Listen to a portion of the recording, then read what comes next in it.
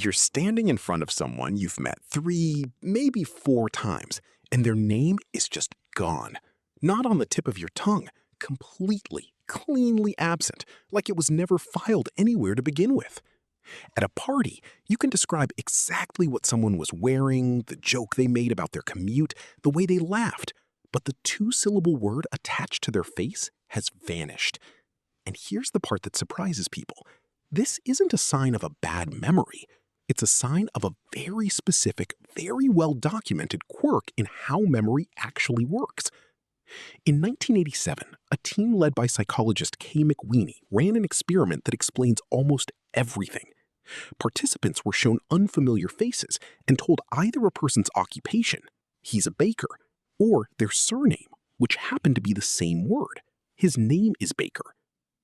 Days later, people who'd learned the occupation remembered it easily.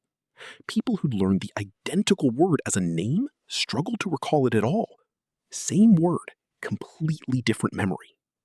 Psychologists now call this the Baker-Baker paradox, and it's the key to why you keep forgetting names. Here's why it happens.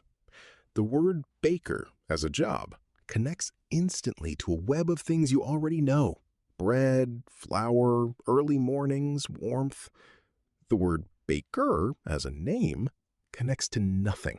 It's semantically empty, just a sound with no meaning attached. And your brain is built to hold on to meaning, not arbitrary labels. This is a healthy feature of memory, not a flaw.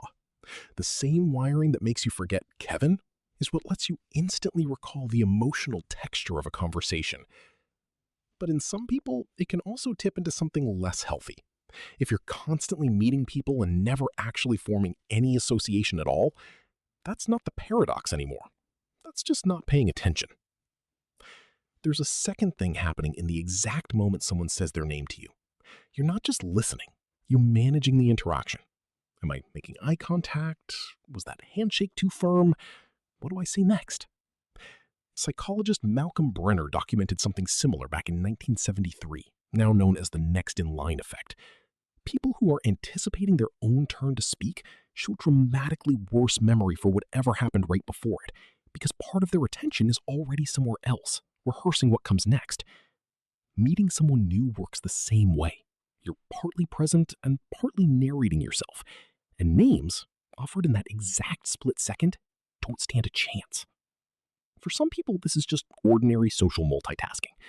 For others, especially those who lean towards social anxiety, it's closer to a permanent state, never quite fully in the room.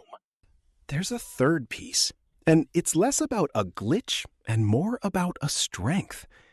Cognitive psychologists have long shown, through what's called levels of processing theory, that information you engage with meaningfully sticks far better than information you only skim.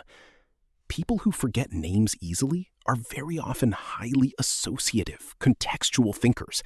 They remember stories, feelings, the specific look on someone's face when something mattered. They're processing deeply. They're just processing everything except the label. It's not that their memory is weak. It's aimed somewhere else entirely.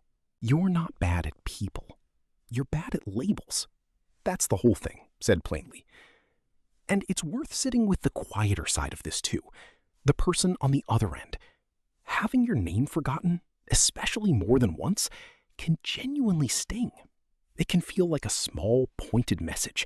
You didn't matter enough to stick. That reaction is real and understandable, even though it's usually not true. The person who forgot didn't fail to notice you. They noticed everything except the one detail that happens to be the hardest thing for any brain to hold on to. Underneath all of this is a bigger idea. Your brain was never built to be a filing cabinet.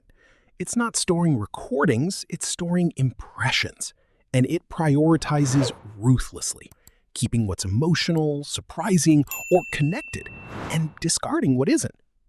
Names lose that competition almost every time, not because you don't care, but because caring, for your brain, was never about the label in the first place. Whether you're the one who forgets or the one who's been forgotten, the fix is the same. Build the association on purpose. Repeat the name. Tie it to something real. rather than assuming the forgetting says anything about who you are.